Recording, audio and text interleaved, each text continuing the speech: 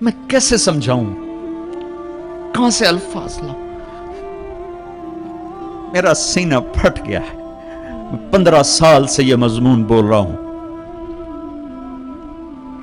کبھی کسی سے معاوضہ نہیں لیا، یہ کوئی فخر سے نہیں بتاتا ہوں، صرف اپنی صفائی پیش کرنے کے لیے بتاتا ہوں۔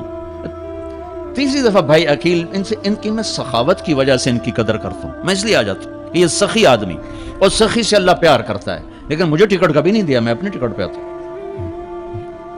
کہ میں نے اس کا معاوضہ اللہ سے لینا ہے، اس سے تھوڑا ہی لینا ہے کہ جاتے ہوئے لفافہ میری جیب میں ڈال دے۔ میں دکھ سے بولتا ہوں کہ یہ آگ منبر سے بھڑکی ہے، سب کی بات نہیں کرتا ہوں، 5 انگلیاں برابر نہیں ہیں، لیکن ہر مسلک کے نوجوان خطیبوں نے ایک آگ بھڑکائی ہوئی ہے، ایک آگ لگائی ہوئی ہے۔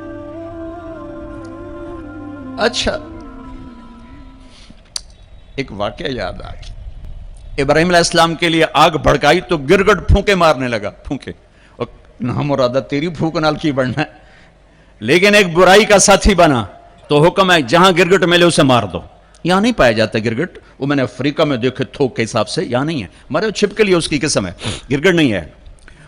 اور کبوتر کو بھی پتا ہے میرے 2 چن جاندے پانی نال کچھ نہیں بڑھنا، اس نے چونچ میں پانی بھر ایسے اوپر ڈالا۔ اللہ نے کبوتر کی محبت پوری دنیا کے دل میں بٹھا دی، سارا حرم کبوتروں سے بھرا پڑا، میرے نبی کا حرم کبوتروں سے بھرا پڑا ہے۔ اللہ کتنا قدر، اللہ کو پتہ ہے ایک قطرے پانی نال کے بڑھنا ہے، کبوتر جی چونچ دے پانی نال کے بڑھنا ہے۔ گرگٹ کی پھونک سے کوئی آگ بھڑک گئی، ایک برائی کا ساتھی بنا، حکم آ گیا جہاں ملے مار دیا جائے۔ کبوتر ایک اچھائی کا علمبردار بنا، حرم بھر دیا کبوتروں سے، دونوں حرم بھر دیے، کبوتروں کی محبت دلوں میں ڈال دی۔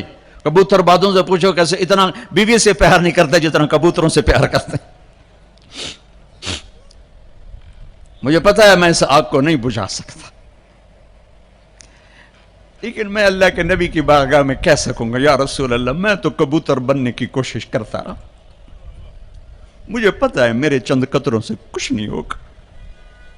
ادھر پٹرول سے آگ جل رہی، میرے کو پانی دیاں 2 بونداں دے نال کی بڑھنا ہے، لیکن میں کہتا رہوں گا